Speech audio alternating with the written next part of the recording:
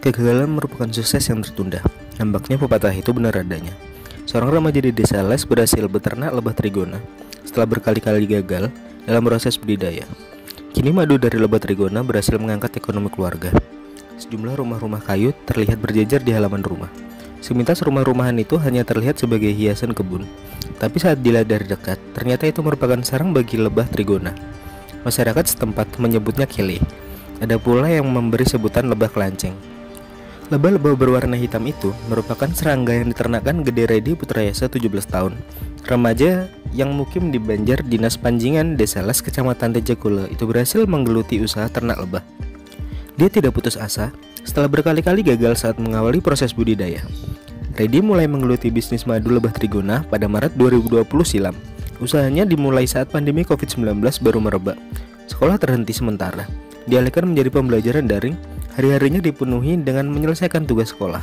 Jenuh dengan rutinitas itu, Redi memilih ikut ayahnya, Gede Sukaarta, 41 tahun, masuk ke hutan desa. Di sana mereka berdua berburu madu lebah trigona. Selain ke hutan desa, mereka juga menjelajahi ladang serta jurang seantero desa.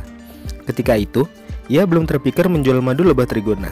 Madu yang didapat dari hutan sebatas dikonsumsi untuk kebutuhan sendiri.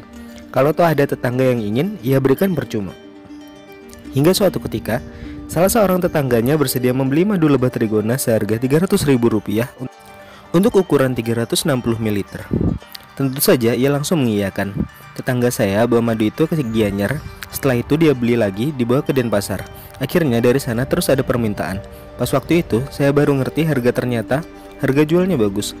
Cerita Redi saat ditemui di rumahnya Sabtu kemarin 26 Februari. Redi pun kian giat menjelajahi sudut-sudut desa. Dalam sehari, ia meluangkan waktu selama 4 jam hanya untuk berburu madu lebah trigona. Pada September 2020, ia terpikir untuk beternak lebah di halaman rumah. Cara itu dianggap lebih efektif dan efisien ketimbang berburu. Ternyata proses budidaya tak mudah. Ia sempat membawa pulang 4 buah sarang lebah, namun hanya 1 sarang saja yang bertahan. Lainnya gagal karena ditinggal lebah. Penasaran, ia mencoba kembali. Ia pelajari detail demi detail. Di dalam hati, ia bertanya-tanya mengapa hanya sebuah sarang saja yang bertahan. Dia sempat berusaha mencari jawaban di dunia maya tapi tidak membuahkan hasil. Karena saya waktu itu tahu namanya madu kele. Cari di internet nggak ketemu. Baru ada yang bilang kalau nama latinnya itu trigona. Setelah searching, baru ketemu. Dari sana baru saya paham, kata Redi yang juga tercatat sebagai keluarga penerima manfaat program Keluarga Harapan. Redi Putrayasa mengaku, budidaya lebah trigona dipelajari secara otodidak, mulai dari membuat kandang, memindahkan ratu lebah, menyiapkan pakan bipolen, serta propolis. Hanya berbekal tutorial yang ditemukan di internet. Setelah sebulan, ia akhirnya berhasil melakukan budidaya lebah trigona. Hingga kini tercatat ada 255 kandang lebah yang ia miliki. Sebagian besar adalah hasil budidaya. Sisanya ia ambil dari sarang-sarang di hutan. Dari ratusan kandang itu, sebanyak 50 kandang dia sebar di sekitar rumah. Sisanya dititipkan di ladang milik keluarga besar orang tuanya. Kini ia hanya tinggal menunggu waktu panen saja. Redi memperkirakan sarang-sarang lebah miliknya akan siap panen pada bulan Mei mendatang. Sudah tidak perlu kerja apa-apa lagi, karena mereka, lebah trigona, cari makan sendiri. Yang penting ada bunga dan tanaman buah di sekitar sarangnya. Pasti bagus hasilnya, jelas Redi. Sembari menanti hasil panen, pelajar yang duduk di kelas 11 SMAN 1 Tejakula itu berusaha bercocok tanam bunga.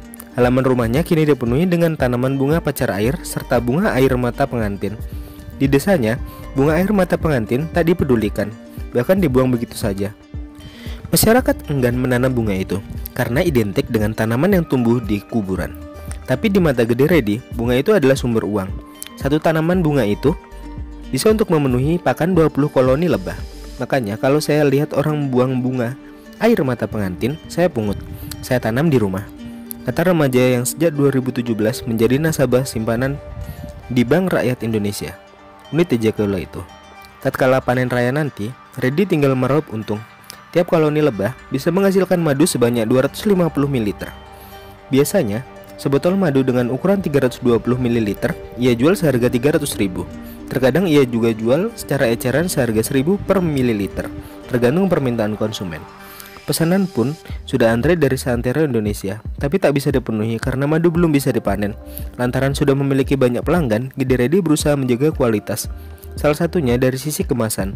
Ia enggan mengemas madu dalam botol plastik. karena dia yakin kemasan plastik akan mengurangi khasiat madu.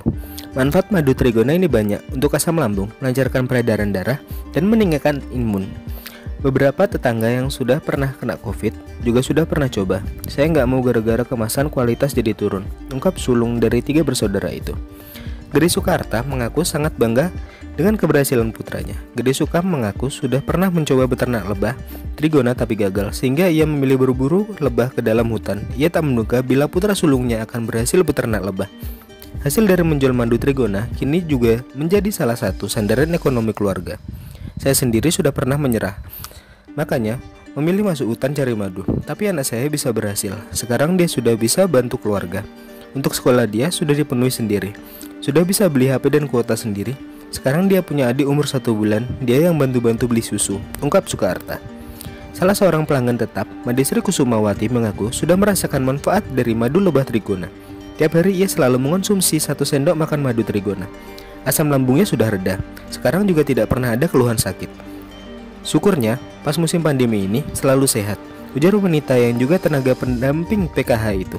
Di sisi lain, Regional CEO BRI Denpasar, Rudi Andimono, mengatakan pihaknya siap mendukung UMKM berbasis rumah tangga tumbuh dan berkembang, terutama dalam permodalan. Kami sangat mengapresiasi seorang remaja mampu mengembangkan UMKM madu trigona. Kami siap memberikan pendampingan utamanya dalam akses permodalan. Demikian Rudi.